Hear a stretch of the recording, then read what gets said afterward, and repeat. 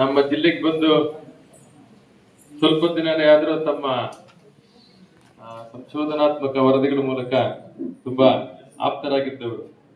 ಹಂಗೆ ಸಡನ್ಲಿ ಇಂಥದ್ದೊಂದು ಕಾರ್ಯಕ್ರಮದ ಅಧ್ಯಕ್ಷತೆಯನ್ನು ವಹಿಸಿಕೊಳ್ಳೋದಿದೆಯಲ್ಲ, ಅದು ಅವರಲ್ಲಿರ್ತಕ್ಕಂಥ ಒಂದು ಸಾಂಸ್ಕೃತಿಕ ಮನಸ್ಸು ಇದಕ್ಕೆ ಒಪ್ಪಿದೆ ಅಂತ ನಾನು ಭಾವಿಸ್ಕೊಳ್ತೇನೆ. ಸ್ನೇಹಿತರೆ, 2 ನಿಮಿಷ ಮಾತಾಡ್ತೀನಿ.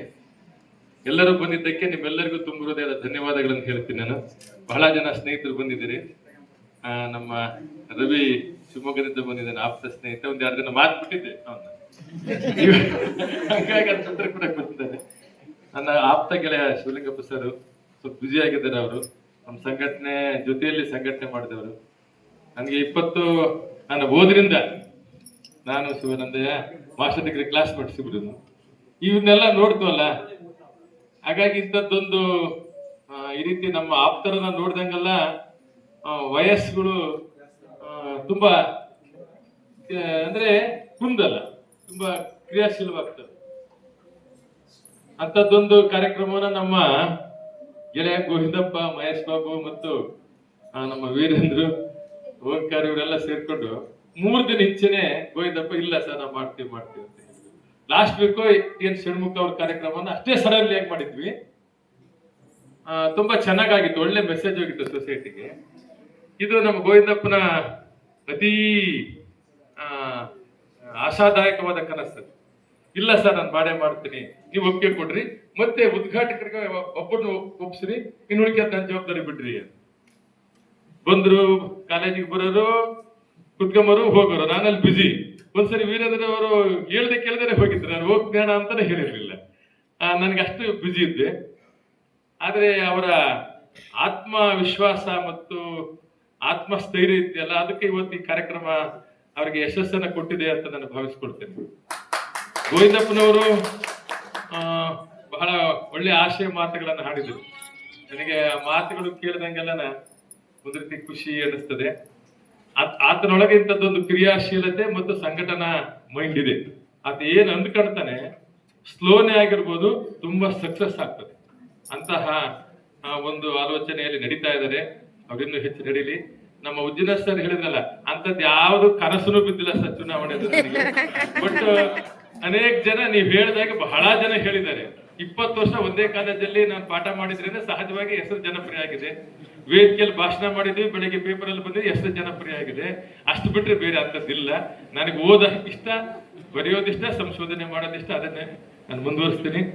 ನನಗೆ ಇಡೀ ಕಾರ್ಯಕ್ರಮನ ಮೊನ್ನೆ ಹೇಳ್ತಾ ಇದ್ದೆ ನಾನು. ಈ ಕಾರ್ಯಕ್ರಮ ನಾವು ಯಾವುದೇ ಉದ್ದೇಶ ಇಟ್ಕೊಂಡಿಲ್ಲ, ಒಂದು ಲವ್ಲಿ ಆಗಿರ್ತಕ್ಕಂಥ ಕಾರ್ಯಕ್ರಮ. ಲವ್ಲಿ ಅಂದ್ರೆ ನಾನೇನ್ ಭಾವಿಸ್ಕೊಂಡಿದ್ದೀನಿ ಅಂದ್ರೆ, ಅದರ ಒಂದು ಸಾಮರಸ್ಯ, ಒಂದು ಸೌಹಾರ್ದತೆ, ಒಂದು ಸಹಬಾಳ್ವೆಯನ್ನ ತುಂಬಾ ನಂಬಿಕೊಂಡಿದ್ದೀನಿ. ನಮ್ಮ ಕಾಲೇಜಲ್ಲಿ ನಮ್ಮೆಲ್ಲ ಅಧ್ಯಾಪಕರ ಜೊತೆ ಅದೇ ರೀತಿ ಇದ್ದೀನಿ, ವಿದ್ಯಾರ್ಥಿಗಳ ಜೊತೆ ಅದನ್ನೇ ಇಟ್ಕೊಂಡಿದ್ದೀನಿ. ಲವ್ಲಿ. ಇಲ್ಲಿ ಯಾವುದೇ ಒಂದು ಅಥವಾ ಶೈಕ್ಷಣಿಕವಾದ ಶಿಸ್ತುನೂ ಇಲ್ಲ, ಹೀಗೆ ಮಾಡ್ಬೇಕು ಒಂದು ಶಿಷ್ಟಾಚಾರ ಎಲ್ಲವನ್ನ ಮೀರಿದ ಆತ್ಮೀಯ ಬಳಗ. ಏನ್ ಹೇಳಿದ್ರೆ ಎಲ್ಲರೂ ಇರೋದನ್ನ ಮೀರಿ ಒಂದು ಹೊಸದನ್ನ ಕಟ್ಟುವ ಕ್ರಮ ಅಂತಾರಲ್ಲ, ಇಡೀ ಕಾರ್ಯಕ್ರಮ ಹಾಗೆ ನಡ್ಕೊಂಡು ಬಂತು.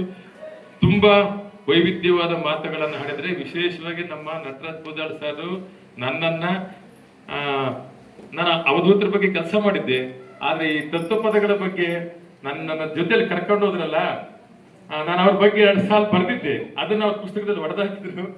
ಆ ಪುಸ್ತಕದಲ್ಲಿ ಬೇಡ, ಮನಸ್ಸಲ್ಲಿ ತುಂಬಾ ಚೆನ್ನಾಗಿ, ತುಂಬಾ ಅದು ಅವ್ಯಕ್ತವಾದ ಪ್ರೀತಿ ಅವ್ರ ಮೇಡಮ್ ಅವ್ರ ಬಗ್ಗೆನು ಮತ್ತು ನಟರಾಜ್ ಪೂಜಾರ್ ಸರ್ ಬಗ್ಗೆ. ಅವರು ನನ್ನ ಬಗ್ಗೆ ಹಂಗಿಟ್ಕೊಂಡು, ಅವರು ನಿನ್ ಕಾರ್ಯಕ್ರಮ ಬರ್ತೀನಿ ಬಿಡ ಅಂದ್ಬಿಟ್ರೆ ಅಷ್ಟೇನೆ, ಏನ್ ಹೇಳಲ್ಲ ಅವ್ರು, ಏನೇನ್ ಹೇಳಿಲ್ಲ. ಆಯ್ತಪ್ಪ ಬರ್ತೀನಿ ಅಂತ.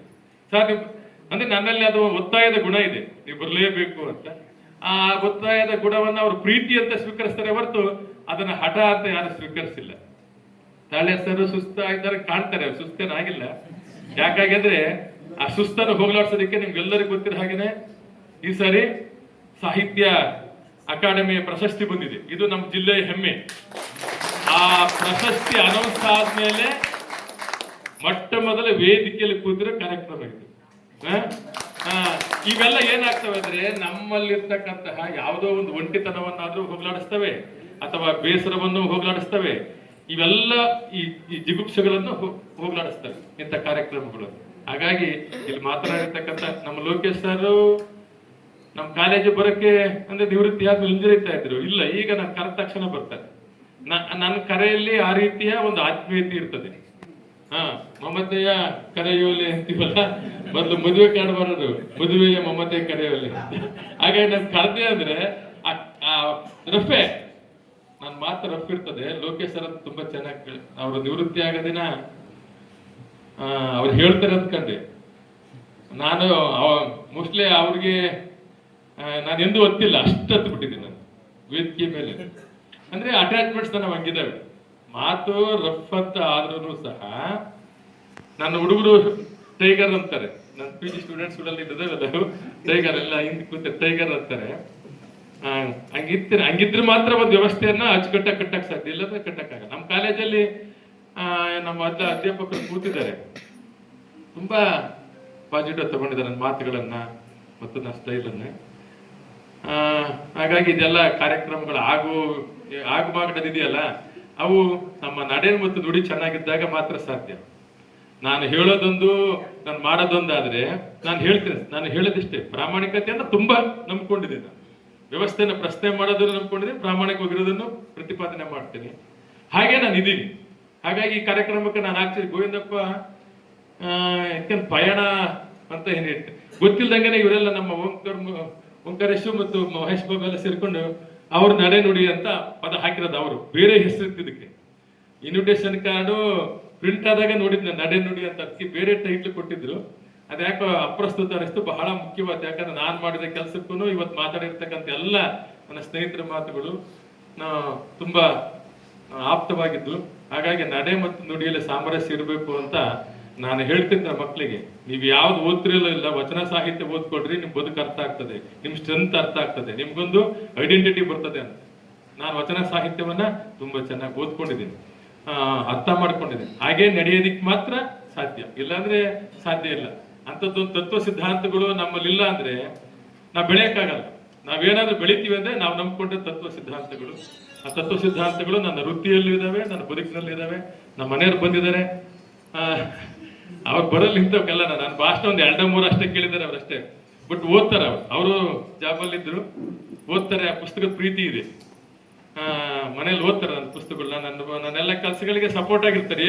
ನಾಳೆ ಬೆಂಗಳೂರಿಗೆ ಹೋಗ್ಬೇಕಂದ್ರೆ ಆಯ್ತು, ಬೆಳಗ್ಗೆ ಎಷ್ಟೊತ್ತಿಗೆ ಏನು ಕಾಪಿ ಬೇಕಾ ಟೀ ಬೇಕು ರೆಡಿ ಮಾಡಿ ಕೊಡ್ತಾರೆ. ಅವ್ರನ್ನ ಗ್ಯಾಲರಿ ಇದು ಒಂದು ರೀತಿ ಅಲೆಮಾರಿ ಅಂತ ತಿಳ್ಕೊಬಿಟ್ಟಿದ್ದಾರೆ, ಅಲೆಮಾರಿಯ ಸ್ವಂತ ಅಂತ. ಹಾಗಾದ್ರೆ ಇಂಥ ಅಕಾಡೆಮಿಕ್ ಆಗಿ ಅಷ್ಟೇ ತಿರುಗಾಡ, ಬೇರೆ ತಿರುಗಾಡಲ್ಲ, ಬೇರೆ ಗೊತ್ತಿಲ್ಲ. ಯಾವ್ದನ್ನ ಭಾಷಣಕ್ಕೆ ಹೋಗೋದು, ಇಲ್ಲ ನಮ್ಮ ಸಭೆ ಸಮಾರಂಭಕ್ಕೆ ಹೋಗೋದು ಬಿಟ್ರೆ ಆ ರೀತಿ ಹೋಗೋದಿಲ್ಲ. ನಾನೊಂದು ನಮ್ಮ ಮನೆಗೆ ಹೋದ್ರೆ ನಾನು ಹೊರಗೆ ಬರೋದೇ ಇಲ್ಲ. ಬೆಳಿಗ್ಗೆ ವಾಕ್ ಹೋಗಿ ಬಂದು ಇಡೀ ದಿನ ಮನೆ ಒಳಗೆ ಇರ್ತೇನೆ ಹೊರತು ಬೇರೆ ಕಡೆ ಹೋಗಿ ಟೈಮ್ ಕಳೆದಿರವ, ಸುಮ್ಮನೆ ತಿರುಗಾಡುವ ಇದಿಲ್ಲ. ಅಲ್ಲಿ ಏನಾದ್ರು ಕೆಲಸ ಇದೆಯಾ, ಅವ್ರನ್ನ ಮಾತಾಡ್ಸ್ಬೇಕಂತ ಸ್ಪಷ್ಟವಾದ ಗುರಿ ಇದ್ರೆ ಮಾತ್ರ ಹೋಗ್ತೇನೆ ಹೊರತು, ಇಲ್ಲಾಂದ್ರೆ ಮನೆ ಬಿಟ್ಟು ಹೊರಗೆ ಬರಲ್ಲ. ಎಷ್ಟೋ ದಿನ ಬಿಸಿಲು ನನ್ನ ಮೈ ಮೇಲೆ ಬಿದ್ದಿಲ್ಲ. ಇನ್ನು ಮುಂದಿನ ದಿನಗಳಲ್ಲಿ ಬಿಡುಬಿಡ್ತದೆ. ಬಟ್ ಕೆಲಸಗಳನ್ನ ತುಂಬಾ ಚೆನ್ನಾಗಿ ಪುಸ್ತಕ ಕೊಡಕ್ಕೆ ಬಿಟ್ಟಿದ್ದೀನಿ. ನಾನು ವೃತ್ತಿಗೆ ಸೇರಿದ ಮೇಲೆ ಬಸವಣ್ಣನ ವಚನಗಳು ಒಂದು ಪುಸ್ತಕ ಇಟ್ಕೊಂಡು ನಾನು ದುಡ್ಡಿಗೆ ಬಂದಿದ್ದೆ. ಒಂದೇ ಪುಸ್ತಕ, ಈಗಲೂ ಪುಸ್ತಕ ಇಟ್ಕೊಂಡು ಸಣ್ಣದದು ಮನೆಗಿದ್ದು PG ಓದ್ಬೇಕಾದ ಪುಸ್ತಕ. ಆದ್ರೆ ನಾನು ವೃತ್ತಿ ಸಿಕ್ಕಾಗ ಆದೇಶ ಮತ್ತು ಬಸವಣ್ಣನ ವಚನ. ಇವತ್ತು ಒಂದು ಲೈಬ್ರರಿ, ನಂದೇ ಆದ ಒಂದು ಚಿಕ್ಕ ಲೈಬ್ರರಿ ಮಾಡಿಕೊಡಾಗ ಸಾಕಷ್ಟು ಪುಸ್ತಕಗಳನ್ನ ಕೂಡ ಹಾಕೊಂಡಿದ್ದೀನಿ. ಅವನ್ನೆಲ್ಲ ಓದ್ತೀನಿ. ಮತ್ತೆ ನನಗೆ ಬೆಳಿಗ್ಗೆ ಅಹಮದ್ ಸರ್ ಫೋನ್ ಮಾಡಿ ನಮ್ಮ ಕ್ಲಬ್ ಅನ್ನ ಸೇರಿದ್ದಕ್ಕೆ ಆತ್ಮೀಯವಾದ ಸ್ವಾಗತ ಅಂದ್ರು. ಬಹಳ ಜನ ರಾಮತ್ ಸರ್ ಬರ್ಬೇಕಾಯ್ತು, ಆಗ್ತಿಲ್ಲ, ಅವರು ಬರ್ತೀನಿ ಅಂದಿದ್ರು. ಅದೇನೋ ಸ್ವಲ್ಪ ಕಾರಣ ಕೊಟ್ಟು ಹೇಳಿದ್ರೆ ನೆಕ್ಸ್ಟ್ ಬರ್ತಾರೆ. ಮತ್ತೊಮ್ಮೆ ಸೇರಂತೆ ಸರ್ ಒಂದು ಪುಸ್ತಕ ಮಾಡ್ತಾರೆ, ನನ್ನ ಗೆಳೆಯ ವಿಜಯ್ ಕುಮಾರ್ ಪುಸ್ತಕ ಮಾಡ್ತಾರೆ. ಅದು ಯಾವುದೇ ರೀತಿಯ ಸ್ತುತಿ ಪದ್ಯ ಅಲ್ಲ ಸರ್, ಅದು ಸ್ವರೂಪ ಬೇಕಾದ್ರೆ ಹೇಳ್ಬಿಡ್ತೀನಿ ನಾನು ಎಲ್ಲರಿಗೂ. ಒಂದು 100 ಪೇಜಿನ ಪುಸ್ತಕ ಐತಂದ್ರೆ 80 ಪೇಜು ಇಡೀ ನಮ್ಮ ಚಿತ್ರದುರ್ಗದ ಸಮಗ್ರ ಚಿತ್ರಣವನ್ನ ಕೊಡುವ ಬೇರೆ ಬೇರೆ ವಲಯಗಳ ಪರಿಚಯ ಇದೆ, ಸಂಶೋಧನಾ ಲೇಖನಗಳು. ಇನ್ನು 20 ಪೇಜು ನನ್ನ ಪುಸ್ತಕಗಳ ಬಗ್ಗೆ ಇವ್ರ ಸ್ನೇಹಿತರು ಮಾಡಿರ್ತಕ್ಕಂಥ ವಿಮರ್ಶೆಗಳಿದೆ. ಇಷ್ಟು ಬಿಟ್ರೆ ಬೇರೆ ಏನೂ ಇಲ್ಲ. ಇತ್ತೀಚೆಗೆ ಒಂದು ಹೊಸದೇನು ಸೇರಿಸಿದೆ ಅಂದ್ರೆ ಒಡನಾಟದ ಮಾತುಗಳು ಅಂತ ಇತ್ತೀಚೆಗೆ ಬರ್ತದಲ್ಲ, ಅವರೆಲ್ಲರೂ ಒಂದು 5-6 ಜನ ಅಷ್ಟೇ, 5-6 ಜನ ಒಡನಾಟದ ಮಾತುಗಳು ಅಂತ ಒಂದು 10-12 ಪೇಜ್ ಇರ್ತೀವಿ ಆ ಪುಸ್ತಕದ ಸ್ವರೂಪ. ಹಾಗಾಗಿ ಈವರೆಗೆ ಬಂದಿರುವ ಅಭಿನಂದನಾ ಗ್ರಂಥಗಳು ಅಂದ್ರೆ ಹಿಂಗೆ ಯಾರಾದ್ರೂ ಕೊಟ್ಟರೆ ಟೇಬಲ್ ಮೇಲೆ ಬಿಟ್ಟು ಹೋಗ್ತಾರಲ್ಲ, ಆ ರೀತಿಯ ಪುಸ್ತಕ ಅಲ್ಲ. ಅದೊಂದು ಪರಾಮರ್ಶನ ಪುಸ್ತಕ ಆಗ್ಬೇಕು ಅಂತಕ್ಕಂಥ ಆಲೋಚನೆ ಇಟ್ಕೊಂಡು ವಿಜಯ್ ಕುಮಾರ್ ತುಂಬಾ ಶ್ರಮ ಹಾಕಿದ್ದಾರೆ, ಒಂದು ಟೀಮ್ ಅನ್ನ ಕಟ್ಕೊಂಡಿದ್ದಾರೆ. ಅದಕ್ಕೆಲ್ಲ ವಿದ್ಯಾರ್ಥಿಗಳು ಎಲ್ಲ ಏನೋ ಒಂದು ಗುಂಪು ಮಾಡಿಕೊಂಡು ಒಂದು ಆ ಕಾರ್ಯಕ್ರಮವನ್ನು ಮಾಡ್ತಾ ಇದ್ದಾರೆ. ಆ ಕಾರ್ಯಕ್ರಮದಲ್ಲಿ ಮತ್ತೊಮ್ಮೆ ನಾವೆಲ್ಲ ಸೇರೋಣ ಅಂತ ಹೇಳ್ತಾ ನಿಮ್ಮೆಲ್ಲರ ಪ್ರೀತಿಗೆ ನಾನು ಸೇರೋದು. Thank you. ತಮ್ಮ ಮನದಾಳದ ನುಡಿ